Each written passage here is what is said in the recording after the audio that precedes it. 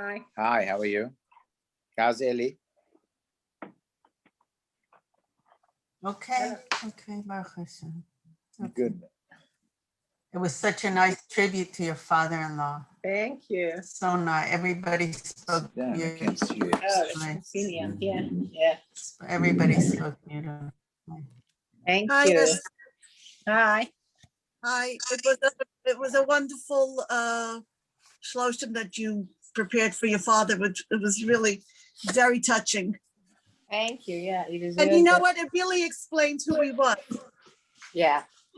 We try to get his essence. Yeah. I hope You it came out that way. You did a great job. It was beautiful to hear the grandchildren speak about them. And each of them has like a different aspect of him Yeah. that they chose. It was really, It's interesting. Everybody comes at it at a different angle, but that's what it's about. Very nice. yeah. Very nice. You know, I Mary, thought- Bernie needs you to send him the Yes. video of this. Yes, no problem. No.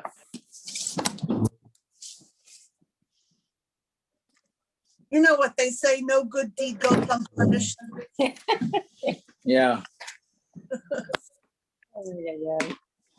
You gotta be careful when you walk. You gotta watch what you You're see. telling me. yeah. Well, I'm the the two one of us, who fell and broke a the two of us finger. are wearing ACE bandages. Walter sprained his I ankle. sprained my ankle. This wouldn't, don't ask. And Ernie couldn't even help me. I don't know what kind of a doctor he is. I was playing golf with him. It was the wrong, Well, what did you want me to put? Put a catheter in? Maybe it would have helped, you know? I don't think Yeah. so. Oh, yeah. No, I'm feeling much better anyway, thank God. I put on an ACE bandage like Bernie, so it helped. Tonight is actually my mother's yard site, so Okay, Oh, and then Shama Shama should have an aliyah. Wow. amen, Someone amen. should have an aliyah. Yeah, What thank was you. what's the name? Rachel Bashmul Chaim Halevi. Wow. Okay, the Oh. learning should be A lady. Rachel Bashmul Chaim Halevi. It's therefore very apropos that one of the grandchildren, Shaya Graby, is going to be giving us a little archaeology introduction. I think we'll hear from Shaya in the future as well as we go to different areas and different periods. Shai graciously called me and he has got a lot of knowledge in archaeology, especially in this period. And we're going to hear from Shaya about the period of where we are, the end of Shoftim, the beginning of Shmuel, and then we'll do after we hear from Shaya, we'll start the regular Navi Shir. So Shaya, take it away. All right, so what I want to do is instead of focusing on any particular aspect of the Navi here, I want to give you the backdrop for where this is taking place historically. And the period I'm going to be talking about is roughly from 1300 BCE through 1000 BCE. And that typically will divide into two periods, the late Bronze Age from 1300 to 1200 BCE, and then Iron Age 1 from 1200 to 1000 BCE. Now, if you look at a map, I sent two maps along. One is of the Fertile Crescent, and the other is basically Israel and Egypt. And if you look at those in color, Where are they? you'll notice. Let's see them. I sent them to the Zoom, to the Navi. Yeah, what- we have it. Okay, I'll get it. if you'll notice in the Fertile Crescent, which is the area extending from Israel to roughly Iraq or Iran over here, it has the shape in green of an upside down U. And that's important because that's basically where the water was. So if you look historically, just in human development, the most important countries in the world are Iraq and Egypt. So you'll notice it's a little tougher to see here, but if you notice the area to the west of Iran, there's a bit of a greenish area, which is in the area of Baghdad. And if you look at the map of Egypt, you can see that it's green all along the Nile, and then it opens up into the Delta region of Egypt, which is very green.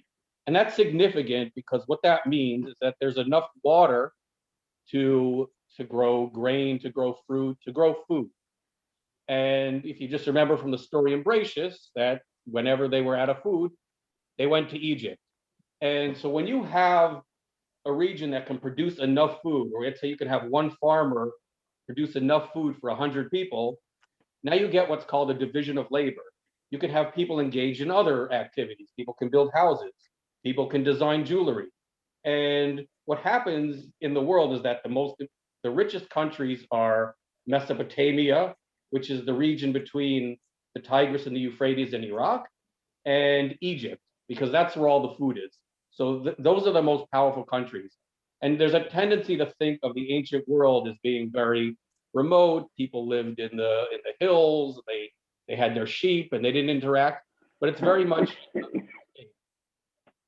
the world at that, even this is now 3,000 years ago, was fully integrated in trade. So you'll have Egypt produce the food. Egypt, they grew flax. So flax was used for linen to make clothes.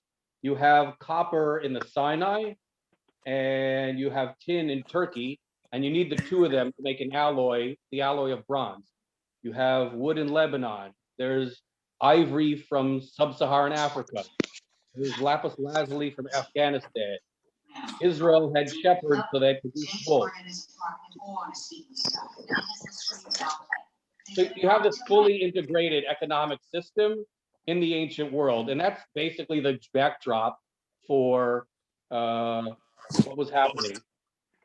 Now, in the late Bronze Age, there was a particular competition between the Hittim, the Hittites, who were based in Turkey, and the Egyptians, who were based, who had control over Israel at that time. And they're basically competing for primacy in trade. Now, if you just look back at that map of the Fertile Crescent, the goal for Egypt was you could pass goods along the coastal road in Israel, and then you could move along the Euphrates down into Egypt. So everybody wanted to control this trade corridor. You couldn't move across the desert because there's not enough water there. You couldn't go across the area of Western Iraq. You had to go northeast to go southeast to get to Iraq from Egypt. Now, that competition heated up in the 13th century, and it led to the Battle of Kadesh, which is the largest chariot battle in history. It was between the pharaoh of that time was Ramses II, and he fought the Hittites.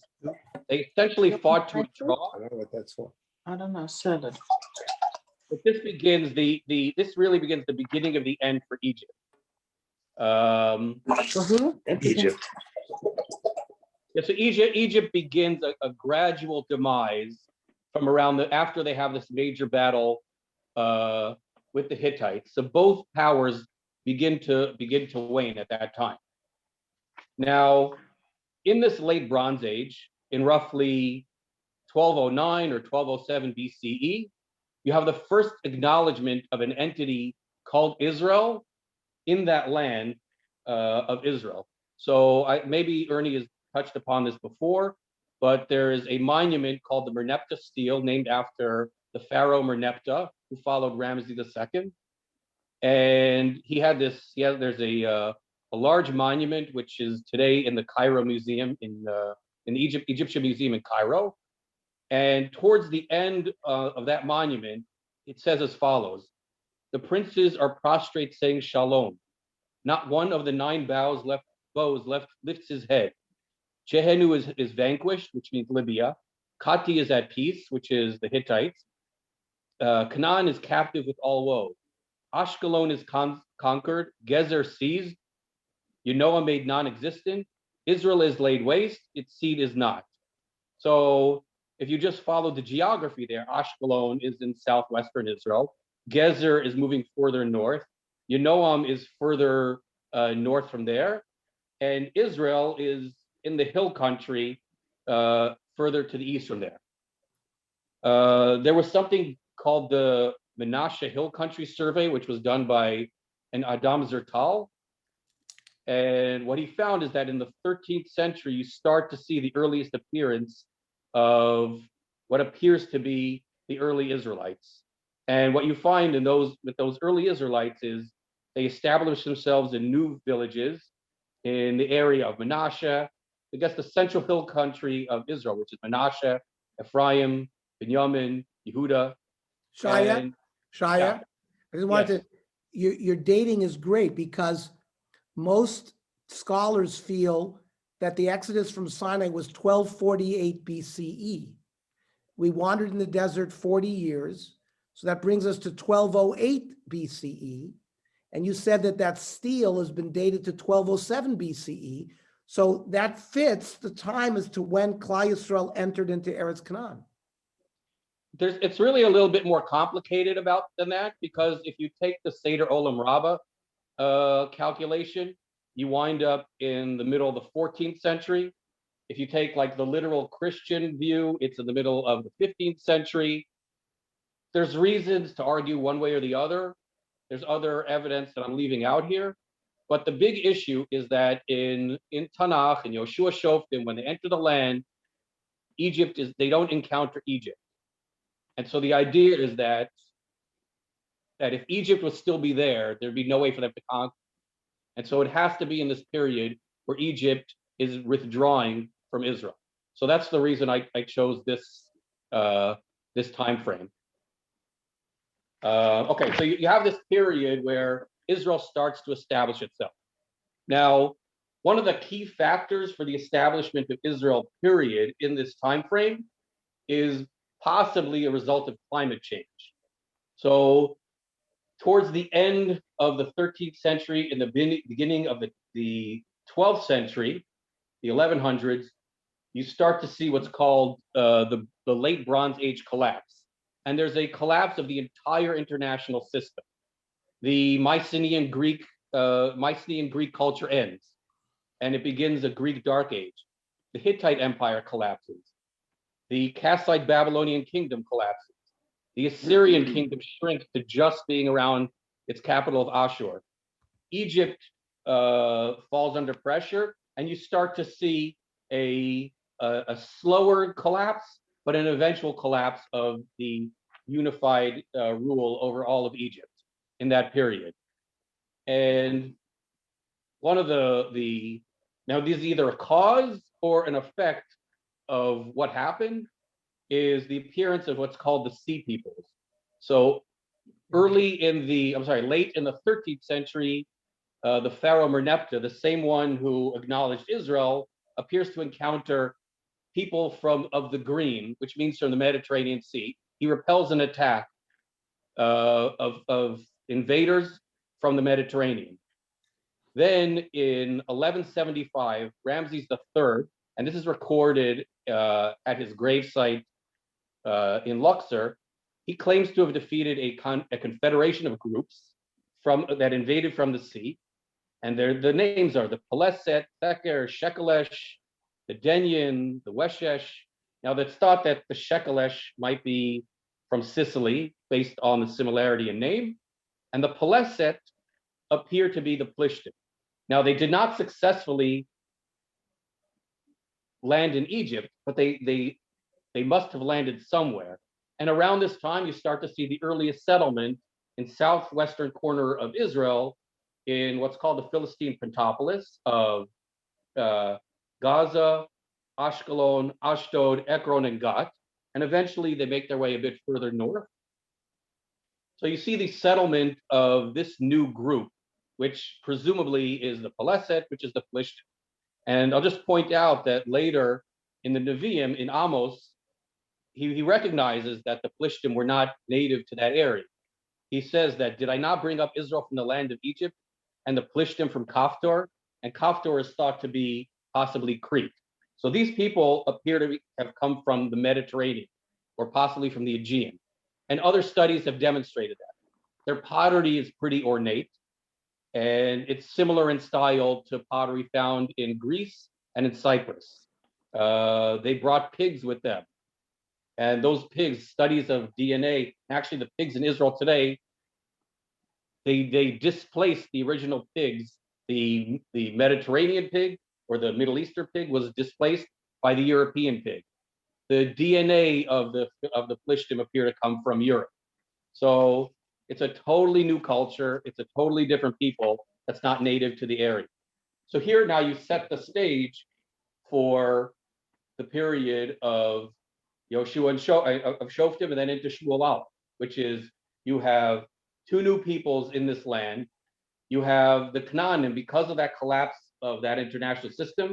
The people that are in Lebanon, which are typically called the Phoenicians, are thought to be the same people as the Canaanim. So if you go to like the building of when Shlomo Melech builds the Beis Hamikdash, he goes to Tyre, which is Sur. That's his source for wood and for gold. So these new smaller statelets become more powerful in the absence of any larger power.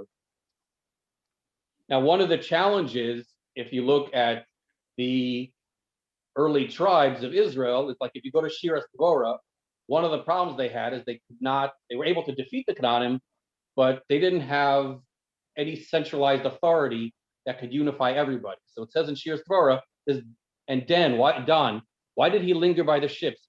Usher remained at the seacoast and tarried in his landings. So they couldn't motivate all the tribes to assist them when they needed to. Now, if you look at one of the early conflicts between the Israelite tribes and the Plishtim is the story of Shimshon. And if you recall, at the end of Shimshon, at the end of the story of Shimshon, they tie him to the central pillars, the two pillars of a Philistine temple. And he cries out to Hashem and he collapses the temple by pushing against the two central pillars. Now, if you look at the third image that I have there, so at Tel Kasil, which is actually in the vicinity of Tel Aviv, so the ancient Plishtim were in the area of Tel Aviv, you'll notice they unearthed a Philistine temple. And if you notice in the middle are the stands for the two central pillars. So this doesn't necessarily prove the story of Shimshon, but it demonstrates that whoever put the story knew the type of temple that the Plishtim would have had.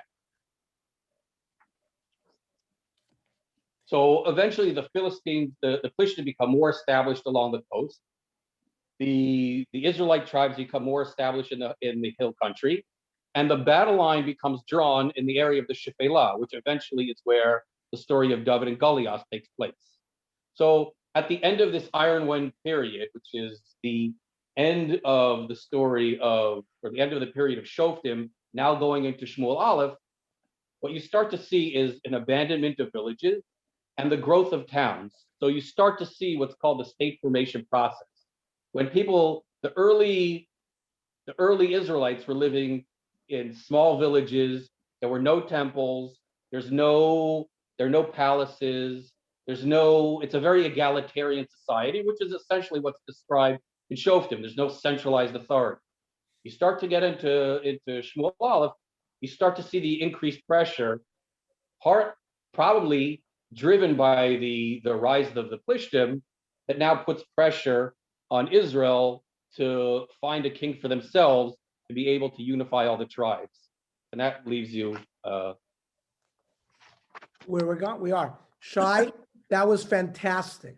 Shikoya, Really- very good. Yeah, Very good. fantastic. Oh, Because yeah. we just I know finished exactly Yoshua what and you're talking Shoftim. about. We knew exactly what you were talking about, but you've also set, in Part of the, history. you gave us a region of the whole international scene, how it related to Egypt and how it related to Mesopotamia. We focused very much on Canaan, but it's very important. And I like what you said about the fact that multiple factors within the Jewish people, but factors from without the Jewish people pushing in on them is pushing them towards kingship as well.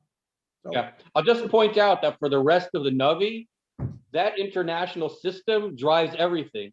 That's going to drive the Assyrians to try and they get to Israel to get to Egypt.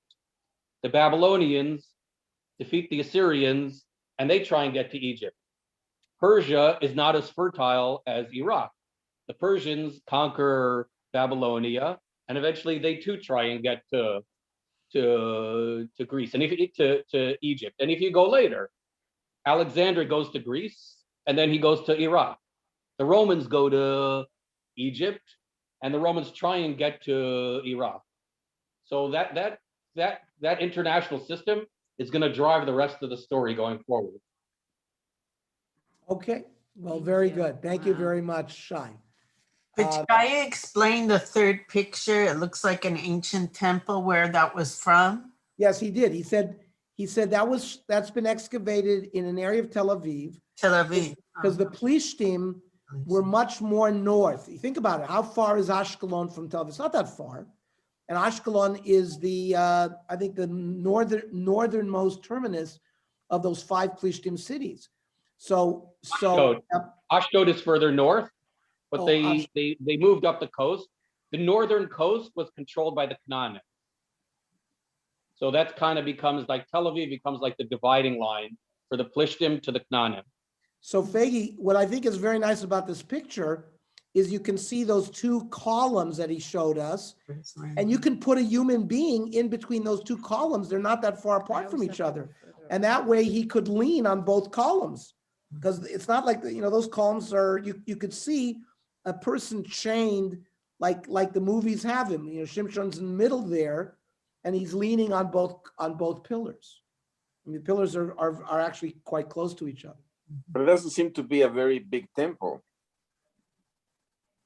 This is not necessarily that temple, but it just demonstrates the design. The design, I see. Okay.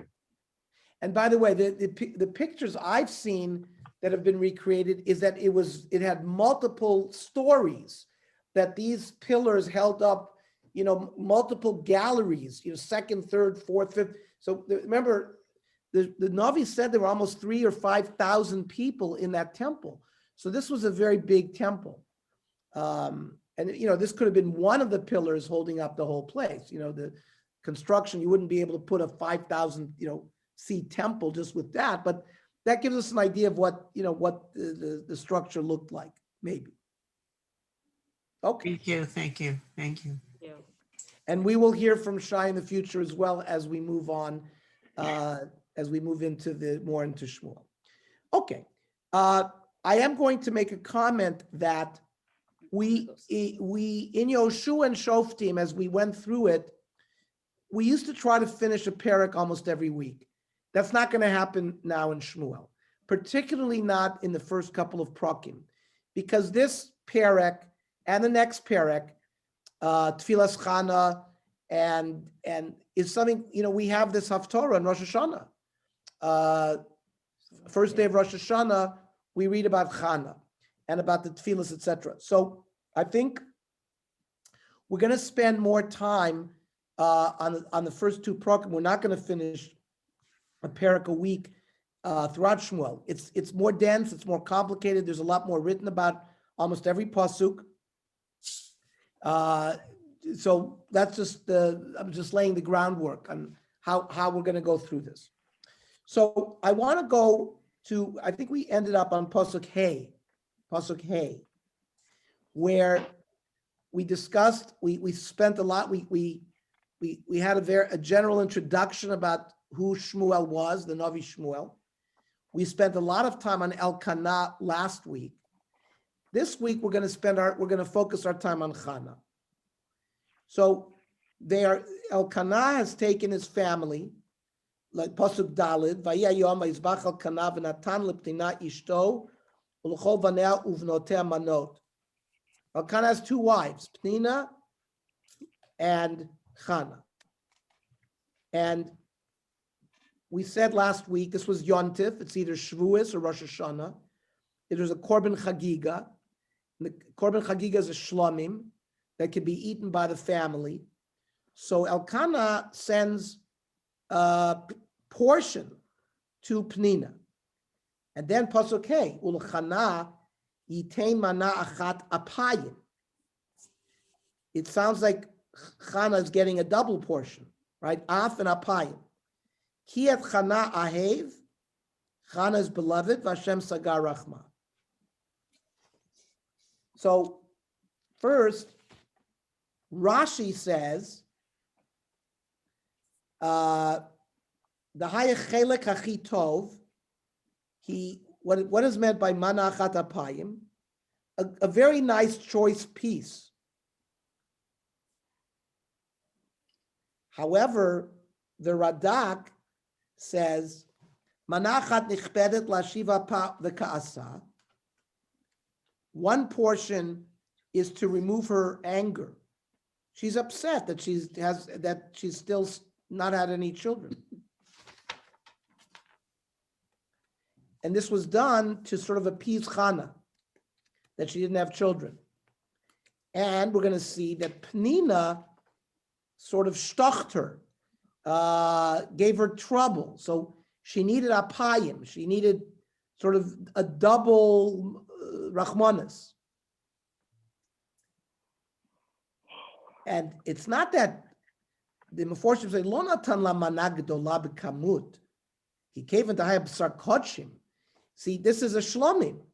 You can't give her a really big piece because the problem is, if you leave over any meat, it's called noiser.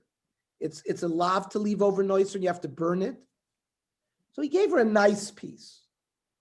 The Radak, in the name of his father, says that he only gave her one piece because of the fact that she didn't have any children, right? Penina got manot, multiple pieces, because she had a lot of children. And in fact, the Radak's father, he quotes his father to say that Elkanah is the one that had the kaas. Because in a sense, similar to the story of Yaakov and Rachel. Remember, Rachel is pestering Yaakov, give me children. And Yaakov says, well, what can I do? Same thing, he loved Chana, and he knows that Chana wants to have children. Now, the Al-Shich says like this, Natan Chana mana chashuva b'kamut yoter mima shenatan l'pnina. The Al-Shich actually says he gave her more pieces.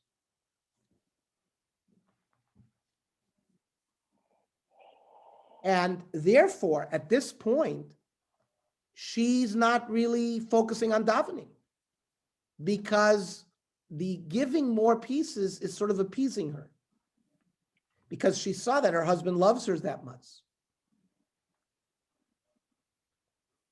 And how do we know that he gave her more pieces? Because if he gave Penina and all of her children a certain portion, only 2 manot, because that's what the pasuk says. Now, if Chana got one mana, which is half of what Penina got for all of her children, so obviously she's getting, much more. And that's this 2 apayims. One because he loved Chana, and 2 is because of the fact that Hashem is closing her womb, which is also upsetting her. Now, pasuk vav, the chiastat sarata gam kas. Penina provokes her again and again, ba'avur harima, to irritate her. The pasuk concludes, ki sagar Hashem ba'ad rachma, because Hashem had closed her womb. Now, Rashi says, quoting the Chazal, that Penina irritated her l'shem shamayim. She tispalel, because what she would say was, did you buy anything today for your eldest son? Or did you buy a shirt for your little child? Of course, Penina knows Chana doesn't have any children. Now, Rashi says, Rabosenu Amru, Shetispalo Shem Shamayim Niskavna, that this is not being done in a negative fashion. But the Malbim says, Penina Osifa Kas al Chana Yoter mima shahaya la Chana kodem lechein. Chana was already upset with herself, and Penina added to that. Now, Rashi also, even though Rashi says that Penina did it l'shem shamayim, And we're going to see soon what's the proof, because later on the Psukim is going to say, Midei alota b'veit Hashem kein tachisena. Pnina would do these upsetting tactics when they went to the Beit Hashem. Why only did she do that when they went to the Beit Hashem, and why didn't she just bother her at home?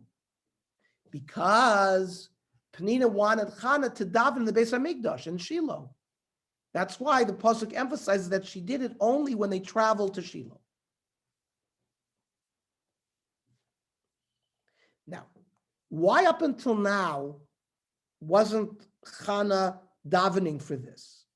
So one pshat is, Isha ein mitzuval pruvu, that the mitzvah of pruvu is on the husband, not on the woman. Now, the husband, Elkanah, already had children. So it's, but as Pnina still is chapping with Chana and saying, oh, did you buy something for your oldest child? So now she feels she's mitzta'eret. She's upset, and now she begins to daven. That's this concept that is l'shem shamayim. However, we're going to learn next perek. Rashi's going to bring a chazal. Kishachana yoledet Vlad, echad Pnina koveret shnayim. We're going to see Chana, after Shmuel, is going to give birth to other children. Each child that Chana gave birth to, Pnina buried two of her children. So I don't understand. If Rashi says that Pnina did it l'shem shamayim, why is Pnina getting punished?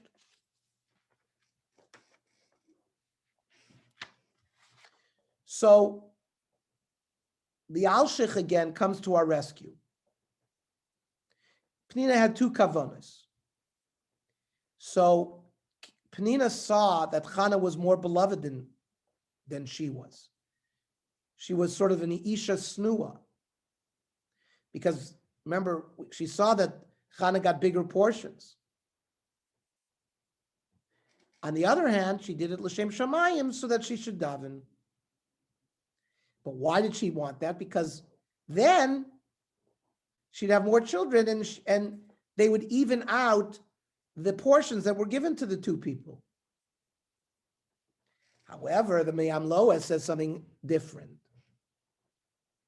That Chana was not having children, not because she did any chet. Like we saw by Yitzchak and Rivka. Hashem is desirous of tfilos of tzaddikim. But Pnina was suspicious of Chana that maybe her inside is not like her outside. She's like a show-off. Really, she's not sincere. And really, she doesn't have children because she's a sinner. So therefore, by chapping her, by saying, you don't have children, she thought she could trigger Chana to become a Baal Tshuva. So there's a chazal, chashta b'ksherim laksa. If you are suspicious of somebody that they're not doing correct, but it's incorrect, they're really innocent, you get punished. So that is one of the main explanations why really Pnina thought that Chana wasn't pure in her intentions, and that really maybe she was a sinner, and that's why she wasn't having children. But that Chana was completely innocent regarding that. Pasuk Zayin. V'chein yaseh shana v'shana midei aloso b'veis Hashem. This happened year after year when they came up and made Aliyah Regel to Shiloh. Kein tachisena v'tivkeh v'lo tochal. And Chana would cry and not be able to eat. And this is the pasuk that proves that Pnina may have done it l'shem shamayim, because we see she only did the tachisena when they went to the Beit Hashem, which would be the place for Chana to daven properly. But Ernie, she was causing tsar to Chana by teasing her that way. But Rashi says she did it l'shem shamayim, to get the Chana to daven. That's the pshat of L'Shem Shamayim that Rashi says. How close is the analogy of Leah to Penina? I don't remember Leah per se. Reuven took his mother's part, but I don't remember that it says specifically that Leah tortured Rachel about not having children. No, it doesn't say that. Absolutely not. Absolutely not. The only analogy is it says the Torah says Yaakov loved Rachel more than Leah. Here too. So that's the analogy. Not that there's a direct analogy between Penina and Leah, but it's the Isha Ahuvan and the Isha Snua. When we say Snua, Leah was not hated. It just means one wife was loved more, and that's of course problematic. Well, and isn't it in the case of Leah that he was tricked into marrying her? Correct. So we could understand the snua just in that regard, because he was an honest in a certain way. I think that's brought down in by somebody I'm not remembering. Right. And I didn't say it's just it's a relative. It's not a snua. It was not snua. And not only that, there's there was a competition. Who's going to build the Shiftei Kah? Right. Many chazalim about Leah and Rachel and Bilhah and Zilpah. It's all L'Shem Shamayim there that they wanted to build. I don't remember. Did Elkanah marry Penina only after Hannah was not having children? Is that brought down anywhere? No. We don't have sources of that. That Penina was only married because Hannah couldn't have children. At that time. By the way, we're gonna have a chazal. Penina had 10 children. I believe Penina had 10 children. So Penina had a lot of children, but unfortunately, she's going to lose a lot of those children. Go ahead. At that time, if you had two wives, it wouldn't be that one would necessarily be more favored. They were considered co-equal, not one is. Yes, they were considered co-equal. Absolutely. By the way, you had to be very wealthy to have multiple wives. That was the main monea. But now Avram, Yitzchak, and Yaakov, Avraham also eventually got Hagar, and Yaakov had multiple wives. You had to be wealthy to have multiple wives. Okay, let's go to Pasuk Chet. Anyways, this play between Penina and Chana, I think the Meforshim really opened it up for us, because many of us had this idea that Penina is this, wicked person. We see it's a lot more nuanced than that. Chet, Vayomer la Elkanah Isha. So Elkanah says to Chana, Lama tivki, v'lama lo tochli. Why are you crying? Why are you not eating? V'lama yera levavcha. Why is your heart saddened? Halo anochi tov lach masa rabbanim. I am for you like even 10 children. So Elkanah says that he loves her more than the 10. One pshat is that he loves Chana more than the 10 sons that he had with Penina. And in that way, he tries to comfort her. Yonasan ben Uziel says, Re'ut shali lechahi tov masarabanim. My company, my friendship with you is better than even having 10 children. The fact that you have a husband like me, you don't need children. Now, that's a very telling statement.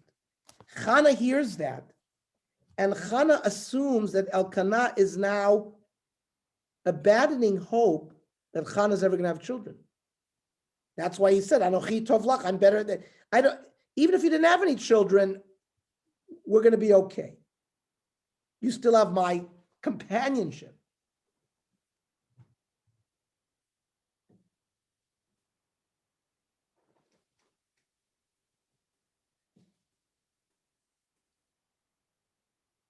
There's another pshat, another perushim that Elkanah said to her, you know, that many women have schar that they take their children to cheder.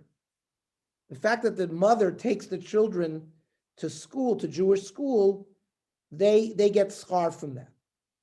But you, the fact that Elkanah is saying to Chana, the fact that I learned Torah, you will have even more schut, and you will be zoich l'olam haba because of the Torah I'm learning.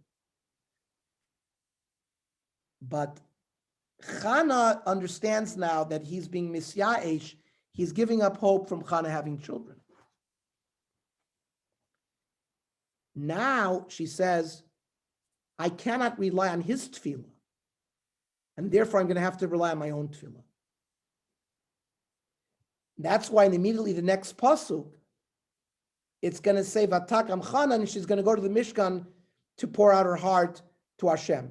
It's this trigger, it's this pasuk that Chana sees from Elkanah that he's giving up hope. So now she has to take she has to take the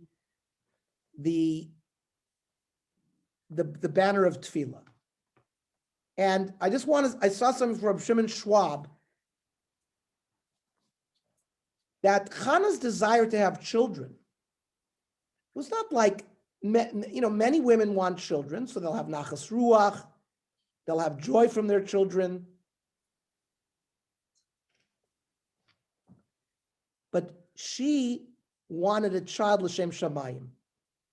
Says Rav Schwab, ben shi avodat Hashem v'yaniget Yisrael. Chana was thinking, look, we're living in a society of the shoftim, and things are not good. I want to dedicate my son to be a manig in Yisrael. Rav Schwab says, Sharas ha'matzav shel Klal Yisrael v'avina shetzrichim l'manig. Chana was an amazing person. She was a klal person. She saw that Klal Yisrael was suffering without leadership. And this son that she's davening for will serve Hashem, will make a kiddush Hashem. She wanted to be that kind of mother, and to have that kind of schus. And maybe, originally she thought that her husband Elkanah had the same thoughts. And that just like Yitzchak and Rivka, right? Yitzchak, they both davened for children. Yitzchak in one corner, Rivka in another corner. But Chana now sees that really Elkanah doesn't understand her, doesn't understand this concept that she wants a child, a special child, who's going to be a manik in Klal Yisrael. That's what Rav Schwab says. Pasuk Tes. Vatakam Chana achrei achla b'shilo. Chana gets up after eating the korban chagiga, v'achrei shato, and after drinking. The Eli HaKohen yoshev al kisei al mezuzat heichal Hashem. Eli HaKohen is the newly appointed shofet, and he's the Kohen Gadol. Now you notice the pasuk says yoshev al kisei, so we're going to discuss that. Chana gets up. She understands that there's nobody to rely on except Hashem, and she has to daven herself, like we explained.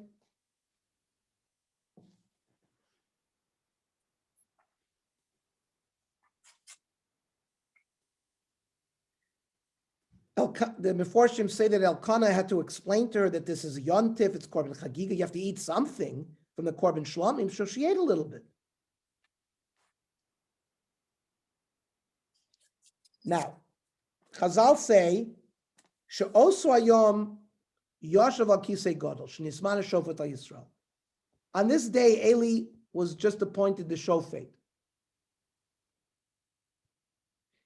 In order that there will be a big person to fulfill the bakasha of Chana and to give her a bracha, which we're going to see later on. Eventually, Eli is going to give her a big bracha. Says the Iyei Hayam, one of the Meforshim on Navi, this is similar to Ephron Hachiti. Avram Avinu buys the Maras HaMachpelah from Ephron Hachiti. There also it says, Ephron Nismana Shofet Bo Bayom, Shavra Ba Liknos Bimenu Maras HaMachpelah, in order for it to come from an Adam Gadol. Now, in Masechta Yuma, Daf Chav Hey, it says, Ein yeshiva ba'azara el malchei beis David bilvad. You can't sit in the Azara. Now remember, the Azara is a location in the Beis Hamikdash. There's 11 amas that Klal Yisrael can walk on. For example, on Pesach, all the men go into that area of the Azara, 11 amas, with their animal. And then there's 11 amas where only the Kohanim go. And then there's the rest of the Beis Hamikdash, it's all the Azara, where the korbanos are offered. In the Azara, only the Malchei Beis David could sit. How could the pasuk say here that Eli HaKohen was sitting on a kisei? Is a Kohen Gadol allowed to sit? So the Medrash Shachar Tov says yes. Even a Kohen, it's not just the Malchei Beis David. A Kohen Gadol can also sit. It's only after the Malachim of Beis David began to rule, then it became a prohibition to sit for other people. But prior to the Malchus Beis David, the Shoftim could sit and a Kohen Gadol could sit. That's what the Medrash Shachar Tov says.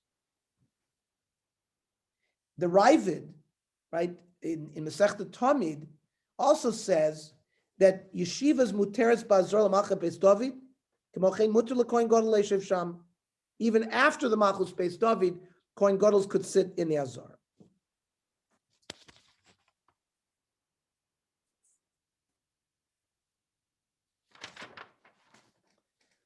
Pasuk Hey. V'hi moras nefesh. Chana is bitter. Vatispalel al Hashem uvacho tivkeh. Now, the syntax is unusual. What should it say? It should say Vatispalel el Hashem. What is this Vatispalel al Hashem? So the Meforshim go to town on this. So the Radak says, Kimo el Hashem, lav dafke. It's like Vatispalel el Hashem. The Metzudas say the same thing. However, the Me'am Loez brings a pshat that she's like throwing complaints against Hashem, al Hashem, I mean, on the subject matter of Hashem. Shehi yishlichas kol yahav al Hashem. Shelo hayela koach od laseis natamas. She can't bear it anymore. Not only that, says the Mam Loez, shetfilasa hayta al koved shamayim. Remember, she wanted a son that's going to be mechanech the people for mitzvahs, masim toivim. So it's really on the subject matter of Hashem. It says in Brachas, Daf Lamed Aleph, Amr Abelazar, Chana hiticha dvarim klape mala. Chana raised lots of issues with Hashem. She's bringing up all sorts of things why Hashem should help her. Shenemar v'tispalel al Hashem. Melamed sheticha dvarim klape mala. She is sort of having a debate, an argument with HaKadosh Baruch Hu. And that's the diuk of why it says al Hashem and not el Hashem. She's coming with a taina al Hashem. Her complaint is about Hashem. Now, the Beis HaLevi, right, what the initial progenitor of the Soloveitchik family, says that we have to understand Chana in a positive light in this way. When it says later on, it's going to say in Pasuk Yud Aleph, Ra'ot tireh, a double, Hashem, you should see me in a double way. Amar Rabbi Lazar in Brachas. Chana lifnei HaKadosh Baruch Hu. This is what Chana said to Hashem. Ribono shel olam, im ra'a mutav. If you see my troubles, good. V'im lav teirah. And if not, you should see them. Otherwise, elech v'estater b'fnei Elkanah baili. I'm going to go through the sota process with my husband. The kivan de mistatra, once I'm going to be made a sota, mashkili me sota. My husband's going to bring me to the Beis Hamikdash. I'm going to be given the sota waters to drink. V'iyata oisa teroscha plaster shenema v'niksav v'nizra zara. So the din of a sota is, if a husband is suspicious of his wife, he has to warn her in front of two edim, don't sequester yourself into a room, have yichud with such and such person. So that's the first step of the sota process. There has to be edim that hear the husband warn his wife. That's step one. Step two is for two edim to come and say, oh, we saw his wife sequester in a room with such and such person, the same person that he was warned against. Once those two edims, once there's those two sets of edim, the wife is forbidden to live with her husband at that point. As if, so for example, the din is if a wife actually committed adultery, it's osur labal, osur laboyel. You cannot live with your husband. You cannot live with the person who committed adultery with you. Those are prohibited relationships forever. Now, in the case of a sota, we don't know what happened in that room. If we had edim that actually saw a maisa aveira, then she'd be taken out and killed. So this is a suffix. We don't know what happened in the room. There was yichud, but we don't know if there was a maisa bia. We don't know if there was a physical act.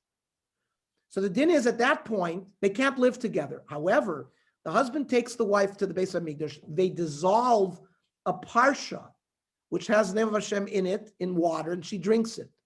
Now, if she's innocent, the Torah says, v'niksa v'nizra zara. A woman who had previously not able to have children, she's able to have children.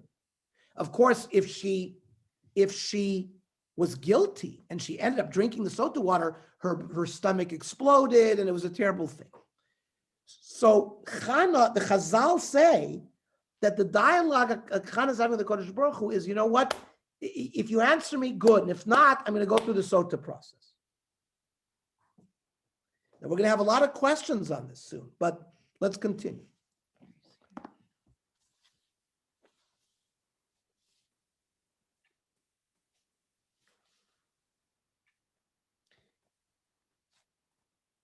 So Hashem, but Chana did not want, for no reason, to erase Hashem's name in the sota process. And that's why there's a really strong davening here. She was batuach that she's going to have a child. But the tefillah al Hashem was the tefillah that the name of Hashem should not be erased. That's how the Brisker Rav learns. I mean, the Beis HaLevi learns. Now, the Malbim here says that this pasuk, V'hi moras nefesh, 1, V'tispalel al Hashem, 2, Uvachot tivkeh, 3. The Malbim says this gives us 3 keys to how to daven, to be answered. 1, a person should really have an afflicted soul when he stands in front of Hashem. A person should be a moras nefesh. If a person needs a Yeshua, a person needs a refuah, or whatever you're davening for, Hashem is shomeh tfilas nishbrei leiv, says the Malbim. Number 2, vatispalel al Hashem. She's pala bekavana shlema al Hashem levado. She's having a dialogue only with Hashem. So the tefillah has to be between you and Hashem. Number 3, bachot tivkeh, says the Gemara in Brachos Lamed Beis, Amid Beis, Sharei Dima Lo Ninalu La'olam. The gates of prayer are never closed in the face of tears. That's why the Balei Musar say on Rosh Hashanah Yom Kippur, you should move yourself to tears as best as possible, because tears is almost, is like we just said, the gates of prayer will not close on somebody who's crying. So these 3, we're going to learn a lot of other dinim about tefillah from Chana besides these 3. Says Pasuk Yud Aleph, Vatidor Neder. So the Malbim there said, Vatidor Neder. She makes a Neder. The Malbim says, Kibla alatzma neder shezeh moil be'ez tzara. When you need something, when you're in an eight tzara, you're in a bad situation, you need Hashem's help. We see from this story of Chana that making a neder to give more tzedakah, to learn more Torah is a good thing. Because there's a whole debate in Masechta Nedorim. Should you make Nedorim? Should you not make Nedorim? The general rule is we should not make Nedorim, except in a Nes Tzara. Says the Bereishis Rabbah, Medivrei neder shel Chana nira kavanasav rikshasa. Shel biksha stam she'ela ben kadesh aim. She didn't want a child just to be a mother, so she'll have nachas from her children. She was muchenes limsor b'no kula lavodas Hashem. Like we've learned tonight, Chana really had big plans for Shmuel. So the pasuk continues. Vatidor neder vatomer Hashem. Vatomer Hashem tzavakos. This is a very unusual name of Hashem. The Hashem of the armies. How does the English translate it? Master of the legions.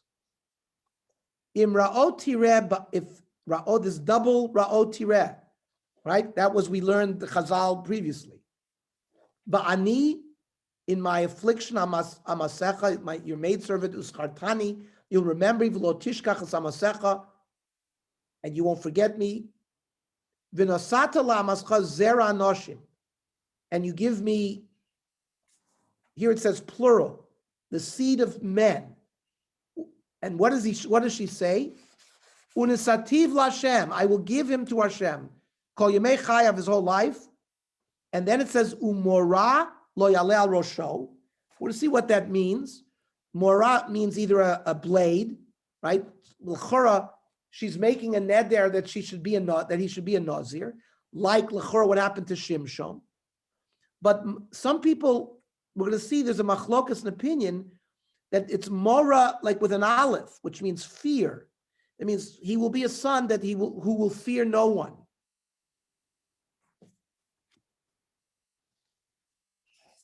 So Rashi says on Hashem tzvakos, lames nisyachid shem zekan.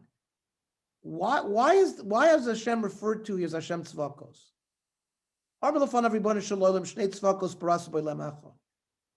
You created multiple legions or two legions in your world. Ha-elyonim, right? There's the upper spheres where they're malachim and srafim, right? Spiritual beings. But elyonim loiparim, they're not fruitful, v'lo rabim, v'lo mesim. They're not busy involved in making children. They don't die. And the second realm is vatachtoinim. We human beings who are in the tachtoin, parim, v'ravim, umesim. We engage in having children, we die. So if I'm one of the lower people in the let me at least be like regular human beings who can have children and then die.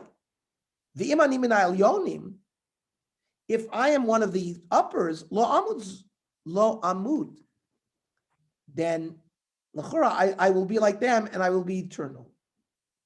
Says Rashi, Zumatzati ba'Kadosh Rav Yosef Glili.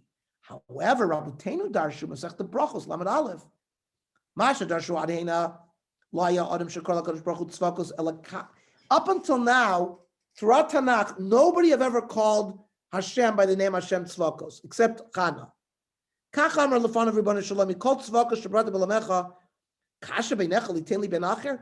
You created constellations and universes and everything that you created. All these tzvakos, all these legions who sing Shira to you, you can't create one child for me? And the Radak brings the same thing. Ernie? Yes.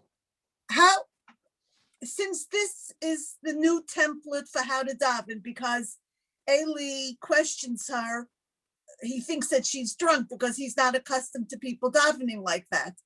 So what would have been the previous way that anybody else would have davened? Outstanding, Al. Outstanding. We must wait till next week.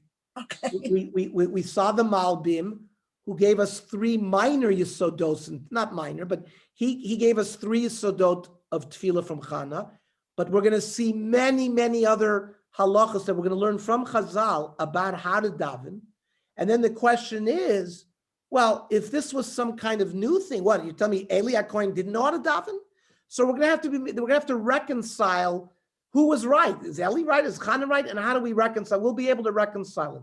So we will learn what are the various halachas, what did Chana innovate, what was previous, what was not. So that's coming. But as I said, we're going to spend some time on these prakim to learn it, the way we've always been learning it. It's just, there's just a lot more, especially the first couple of prakim of Shmuel, because of the story of Chana, which is read on Rosh Hashanah and Shmuel, and then Tfilas Chana. So I hope, anybody have any questions, comments of anything we said tonight?